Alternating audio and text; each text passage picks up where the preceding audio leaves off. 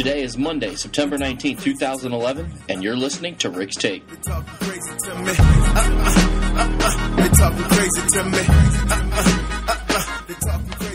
Today it's time to break down the newest NKSB Top 10 and give you my thoughts on that and why I put the teams where I did, starting with number one, the Highlands Bluebirds. And the Bluebirds, obviously the best team in Northern Kentucky, deserve to be ranked number one, even if they were to slip up and lose to Covington Catholic on Saturday, which I don't expect them to. It is a rivalry game, and their body of work surpasses anything that the other teams have done to this point. Plus, again, I'm an eye test type of guy. I know that Highlands is the best team in Northern Kentucky just by watching everyone play. Highlands is going to be ranked number one regardless. I'm not going to go off of just specific matchups, even if Covcath wins that rivalry game.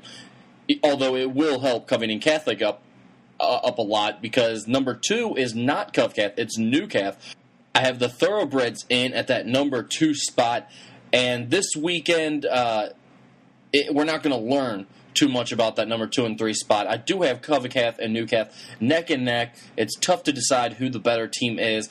After watching them to this point, I feel like Newcath is just a little bit more dynamic offensively. They're tough to stop. I feel like they play through adversity better. I mean, yes, Covcath beat a good Beechwood team handily this weekend, and yes, Newcath struggled a little bit with a Simon Kenton team who's been struggling, but Simon Kenton 6A, they're turning the corner. Beechwood still is a 1A team, and they struggled playing guys both ways most of the game. Covcath was able to take advantage of that in the second half, so they're not losing points for that, but at the same time, Newcath stays ahead of them because I just feel after watching them, Newcath's got a slight edge, but again, those two teams are neck and neck, and I'd love to see them play each other. We won't find out much this week because Covcath is playing the best team in Highland, so that game really won't give us a great indicator, and Newcath is playing Brossard, who they should handle fairly easily.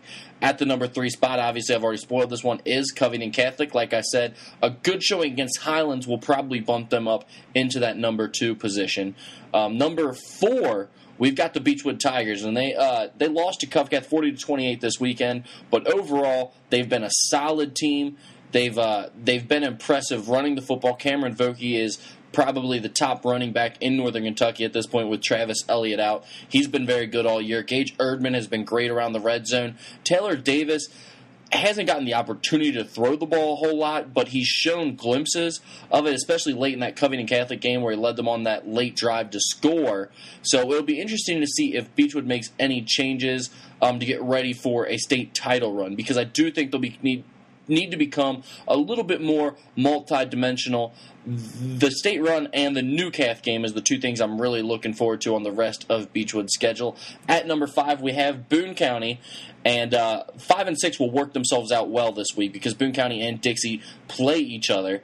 It's a huge game in 6A, and it's probably to determine who the best team in 6A is right now, at least in my opinion. That's where things are at. So that Boone County-Dixie game will be huge. I'm going to have Boone County just a notch above. They had a much better showing against Covington Catholic than did Dixie. But, Dixie's still pretty talented. And I think they're definitely moving forward, not backward. So as long as these two teams continue to progress, it should be a great game this weekend, and we'll sort of figure out where they stand. Those another two teams that are neck and neck. Dixie at the number 6 spot. Connor is in at number 7. Drew Barker gets better every single week. This offense gets better every single week. And the defense has really been better than I think most people are giving them credit for to this point. I've got them ahead of Simon Kenton and Ryle right now. I think Ryle is really, really going to struggle with the loss of Elliott, and not just because they don't have someone to replace him, because I do think Jake Nutter will be a good running back, but I think just the ripple effect and just trying to get used to changing everything, because you build your offense around a guy like Travis Elliott, and with him being out, it's going to hurt. It's going to hurt. They're going to take a big hit, in my opinion, and it's going to take them a while to recover. So they drop all the way down to number 9. Connor's ahead of them at 7 because of that, and they're also ahead of Simon Kenton. Although I think Simon Kenton is a team that's definitely trending upward and could definitely overtake Connor. We'll monitor that situation closely over the next couple weeks. So Simon Kenton at 8. They're just a notch ahead of Ryle, in my opinion. Need to see more of Ryle without Elliott to know for certain. But I just think Simon Kenton is on the upward trend, so they get the nod above number Ryle, who's at number 9. And then at number 10 is Holmes, new to the rankings.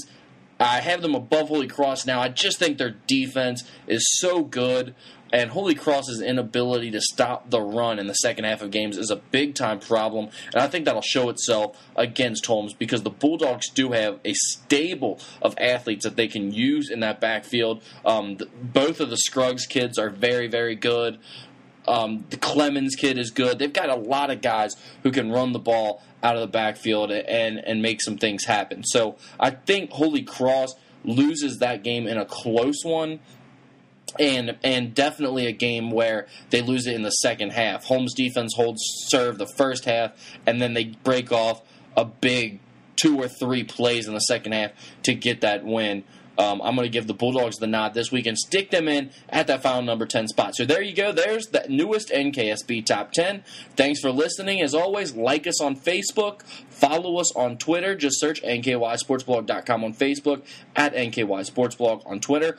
Also, you can contact us. We got a new Contact Us button on the side of the page and also a full page on the right sidebar you can click on and send us an email and tell us why we're idiots, or actually even tell us you like what we're writing for a change. That'd be fun, too. So, thanks for stopping by. We'll see you at nkysportsblog.com. They're talking crazy to me.